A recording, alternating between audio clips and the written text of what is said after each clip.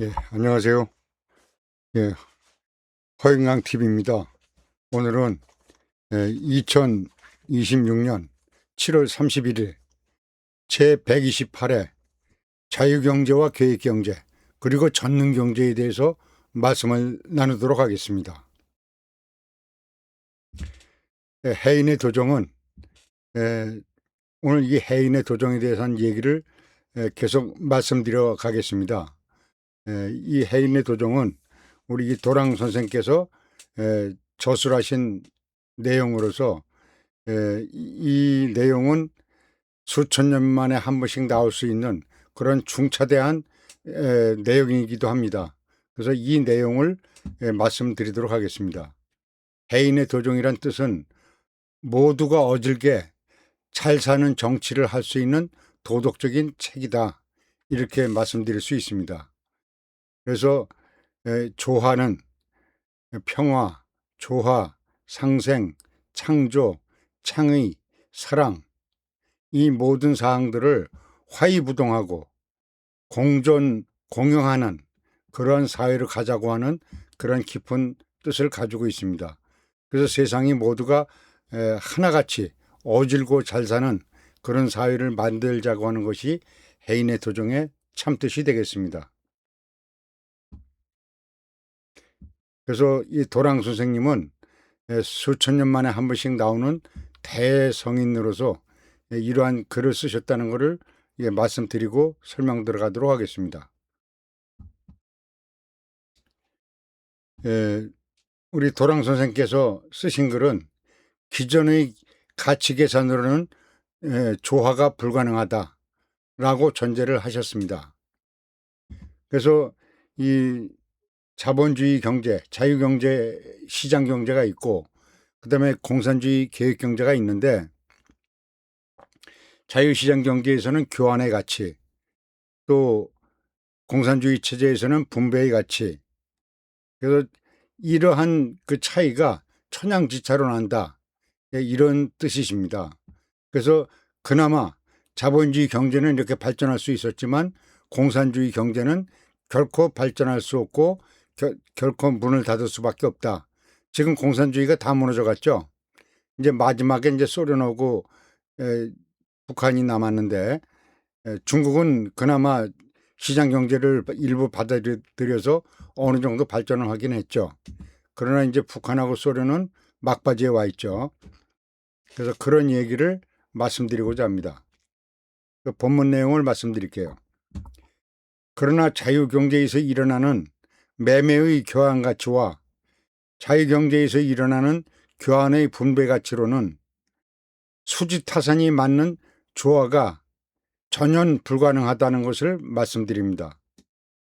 그것은 현 사회의 반인위 생산가치와 전 인위의 생산가치는 천양지차가 생기는 이 구조를 가지고 있다 하는 얘기입니다. 그래서 기존의 가치 생산으로는 조화가 불가능하다 이런 말씀을 드립니다. 여기 이 그림이 지금 분배하는 모습인데 공산주의는 어쩔 수 없이 이제 이렇게 시장이 막히니까 이제 이렇게 분배를 해줄 수밖에 없죠. 그래서 이렇게 그 북한에서는 배급을 주죠. 그래서 이렇게밖에 할 수 없는 시스템이 되는 거죠. 그러나 남한에서는 이렇게 시장에서 물건을 공급하는 이런 체제가 돼서 그나마 나은데 공산주의는 이제 이렇게 하고 있는 거죠. 그래서 앞으로 공산주의는 무너지고 또 자본주의로서도 지금 공산주의보다는 낫지만 이것이 완벽하다는 얘기도 아닙니다. 결국은 이 사회에서도 나중에는 결국은 부의 편중이 일어나게 됩니다. 이 최악의 경우까지는 가진 자와 못 가진 자의 비율이 97대 3까지 벌어지게 되는 그런 참변이 일어나게 됩니다. 그래서 결국은 공산주의가 무너지고 또 자본주의가 무너져서 새로운 체계로의 변환이 이루어지게 돼 있다 하는 얘기를 말씀드리는 겁니다. 생산 방식이 달라지면 가치 계산도 달라져야 합니다. 그리고 새로운 생산 시대에는 새로운 조화의 가치 기준이 필요한 것입니다. 그래서 자유경제의 교환가치, 이렇게 자유경제 체제에서의 교환가치와 교육경제에서의 분배가치, 이렇게 나눠보면 결국 이 두 가지 다 모순이 있어요. 공산주의 모순이 가장 크죠. 그러나 자본주의라 그래서 마음 놓고 있을 그럴 단계는 아니다 이겁니다. 자본주의는 반인위 생산이라고 해서 사람의 노동과 기계가 함께 생산을 하는데, 그 공산주의는 전인위 생산이라고 그래서 과학기술이 생산의 과정을 새롭게 만든다. 이제 이렇게 이야기를 합니다. 그 생산량, 노동시간, 비용에 천양지차가 생긴다 이런 얘기입니다. 이 자유주의와 공산주의는 이러한 생산의 가치가 서로가 생긴다 이런 얘기입니다. 기존의 교환 가치와 분배 가치만으로는 수지 타산이 맞지가 않는다. 이런 자본주의 체제에서의 교환 가치, 또 공산주의에서의 분배 가치, 이것은 앞으로 무너질 수밖에 없는 그러한 시스템을 가지고 있다 이런 얘기입니다. 그래서 이렇게 좌와 우와 모든 것이 시스템에 맞아 돌아가는 이런 조화로운 세계로 변모해야 된다는 뜻이 되겠습니다. 새로운 생산 시대에는 새로운 조화의 가치 기준이 필요한 것입니다. 그래서 미래 사회는 생산 가치가 달라지면 가치 계산도 달라져서 좀 더 새로운 그런 사회로의 변환이 일어나게 되어 있는 것입니다. 또한 이제 앞으로 이제 이건 우주 개발에 대한 이야기가 되겠습니다. 우주 개발은 사회 전체의 동시 생산 가치이다. 이 우주선 개발은 소련이 먼저 했죠. 소련이 먼저 했습니다. 그 1961년도에 그 소련이 우주선 발사를 했는데, 자, 이 얘기를 먼저 읽어보고 가겠습니다. 그렇다면 소련이 먼저 발사하여 지구를 일주하고 돌아온 유인 인공위성도 미제에 비할 수 없는 동시인이라는 것은 우리 북한에서는 동무, 누구 사람을 부를 적에 동무 이렇게 부르죠. 이게 동시인이라는 얘기입니다. 당신이나 나나 동시에 사는 사람이다. 그러니까 평등하다 그런 뜻으로 동무 이렇게 하는 거죠. 이게 뭐 동무가 나쁜 어원은 아니고 서로 동시에 대해 같은 사람이다라는 뜻인데, 공산주의에서는 이 동무라는 말이 평등하다는 말이 아니고 이거 이제 구속하는 그런 이제 언어가 되는 것이죠. 동인들의 사회에서 어마어마한 동시의 생산 가치가 든 연후에 이루어졌다는 사실을 소련서 발표하지 않았어도 이것은 가히 예측할 수가 있다. 이렇게 말씀을 하신 겁니다. 그러니까 소련에서는 이걸 하는데 얼마가 들어갔다 뭐 이런 얘기 안 하죠. 그냥 우리는 성공했다 이 얘기만 하고. 근데 여기에는 그 이루 말할 수 없는 가치가 숨겨져 있다는 얘기죠. 그래서 우주 개발을 한다는 것은 이렇게 복잡하고 그 고도의 과학이 돼야만 성공할 수가 있는데, 이렇게 그 모든 자금이 많이 들어가서 개발됐는데 이것들이 사회를 무너뜨리는 계기가 된다 이 말씀이죠. 실제로 공산주의는 소련 공산당은 이렇게 해서 나중에 이제 분해가 됐죠. 그 내용을 말씀드리자면 이렇습니다. 한 번의 우주 여행에는 사회 전체의 생산이 담겨져 있습니다. 소련에서 이거 하는데 얼마 들어갔다고 그런 거 발표한 적 없죠. 그러나 그거를 이렇게 계산을 해보면 연구와 설계, 과학과 기술자들이 이거를 이러한 노력을 연구를 해서 이걸 개발을 하죠.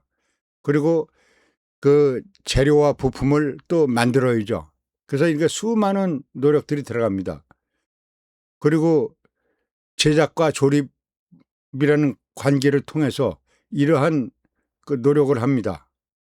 그 다음에 또 발사 관계에서 이런 발사에 관한 노력을 수많은 사람들이 또 노력을 해야죠. 그 다음에 또 우주선에 타는 사람들과 의료, 산소, 통신 이런 것들이 우주인의 생명을 지킨다는 이러한 목적에서 이러한 연구도 해야 되는 거죠. 또 귀환과 회수 이렇게 그 우주선이 우주를 갔다가 돌아오면 다시 이것을 귀환하게 하고 또 이거 회수도 하고 그래야 되죠. 그래서 이렇게 하는 과정에서 동시에 생산 가치가 많이 들어갔다 이런 얘기입니다. 수많은 동신의 지식, 노동, 기술이 한순간에 결합해서 이런 결과를 만들어낸 거죠. 근데 이것이 바로 사회를 몰락시키는 그런 사회가 된다 이런 얘기입니다. 그래서 여기서 얘기를 종결해서 말씀드릴 건 뭐냐면 자본주의 경제가 됐던 공산주의 경제가 됐던 이제는 이런 결국은 몰락의 길을 갈 수밖에 없는 그런 사회가 된다는 얘기입니다. 그래서 우주 개발은 사회 전체가 함께 만든 거대한 생산의 결실이다라고 말씀을 드릴 수가 있습니다. 그래서 이렇게 소련이 이렇게 우주 개발을 했고 그 이후에 미국도 또한 이러한 방식으로 소련과 미국이 동시에 이렇게 우주 개발을 했죠. 근데 지금은 미국이 이렇게 안 하죠. 이렇게 계속 할 수 있는 그런 여건이 안 되는 거죠. 그래서 지금 그러나 이런 우주 개발은 앞으로 지속적으로 돼야 되거든요. 근데 이거 사회적인 시스템 없이 이런 관계로만 우주 개발을 해서는 안 된다 하는 얘기입니다. 그래서 우리 사회는 자본주의와 공산주의 이러한 체계 속에서는 이러한 기술 개발에 한계가 있다. 그래서 새로움을 창조해야지만 우주 개발도 할 수 있고 인간이 널리 우주로 나갈 수도 있다는 얘기를 말씀드릴 수가 있습니다. 이 소련이 우주선 발사를 한 것은 1961년도 이때 이제 그 우주선 발사한 내용을 이때 이것을 우리 도랑 선생님 그때 당시에 이 연세였습니다. 1961년도에 과학자로서 이런 예측을 하고 이런 소련 공산주의자들의 이러한 우주 발사를 보면서 이 앞에 쓰신 이러한 글들을 써서 이렇게 문제점을 제기를 하신 거죠. 그래서 처음에 61년도에 소련이 이 우주선을 발사했을 적에 이러한 것을 말씀하셨고 유리 가가린이 우주선 1호를 타고 108분 동안 지구를 한 바퀴 돌고 왔죠. 이것을 나사 자료하고 유럽 우주국 자료에서 이런 걸 발췌해서 이렇게 발표를 하게 됐죠. 그래서 이러한 우주선 발사는 앞으로도 계속돼야 되고 또 앞으로도 무수한 발전을 이루어가게 될 것입니다. 그리고 지난 시간에 얘기했듯이 우주에 대한 새로운 개념이 또 발표가 되어야 됩니다. 이제 그 얘기를 다음에 또 말씀드리도록 하고 어쨌든 지금은 이렇게 소련의 우주선 발사가 새로움을 창조했다는 그런 내용을 말씀드리고 넘어갑니다. 그래서 인하보고 백리가왕 전 시간에도 말씀드렸지만 앞으로 우리가 이러한 경제 시스템, 정치 시스템, 사회 시스템이 변하지 않고서는 무한한 그렇게 발전을 할 수가 없다는 것을 말씀드립니다. 그래서 우리 단군 시대 때 홍익인간 이념이 널리 퍼져서 전 세계 사람들이 다 평화롭게 살 수 있었다는 그런 사회를 말씀드리고 이 홍익인간 정신을 찬양했던 사람이 바로 인도 시성 타고르가 했던 동방의 빛이 빛나는 날 이것이 바로 동방의 빛이 빛나던 시대의 이야기인 것입니다. 그래서 우리는 이 홍익인간 정신을 4300년 전에 했지만 또 이 시간에 다시 한번 홍익인간 이념을 전 세계에 널리 이렇게 펼치고자 하는 것입니다. 오늘도 시청해 주셔서 감사합니다. 홍익인간 이념의 디지털 문명, 이러한 문명 창조를 위해서 이 방송을 지속적으로 해나가도록 하겠습니다. 허영강 TV였습니다. 감사합니다.